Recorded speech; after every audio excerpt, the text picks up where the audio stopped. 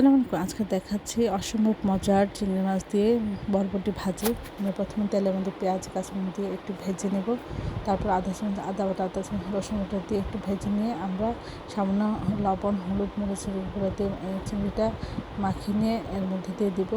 দিয়ে আমরা বরবটি এবং আলু কেটে রাখি সেটা দিয়ে দিচ্ছি, দিয়ে নাড়াচাড়া করবো। আধা চামচ লবণ, আধা চামচ হলুদ গুঁড়ো, আধা চামচ জিরা গুঁড়ো, আধা চামচ ধনিয়া গুঁড়ো সব কিছু দিয়ে আমি খুব ভালোভাবে নেড়ে ছেড়ে এটি ভেজে নেব। বারবার নাড়াচাড়া করবেন যেন নিচে লেগে না যায়। প্রথমে সামান্য একটু পানি দিতে পারেন সিদ্ধ হওয়ার জন্য, ঢেকে রাখবেন। তারপরে ঢাকনা উঠিয়ে এভাবে নাড়াচাড়া করবেন যেন নিচে না লেগে না যায়। প্রয়োজন হলে তেল দেবেন। এভাবে আস্তে আস্তে ভাবে লো হিটে এটা ভেজে নেবেন অনেকক্ষণ ধরে। তাহলে এটা খেতে অসম্ভব মজা হয়। সবাই আমার চ্যানেলটি লাইক এবং শেয়ার দেবেন, সাবস্ক্রাইব করবেন এবং প্রিয়জনকে বেশি বেশি করে শেয়ার দেবেন। আমার চ্যানেলে সব রকমের রান্নার রেসিপি রয়েছে, সেগুলি দেখবেন।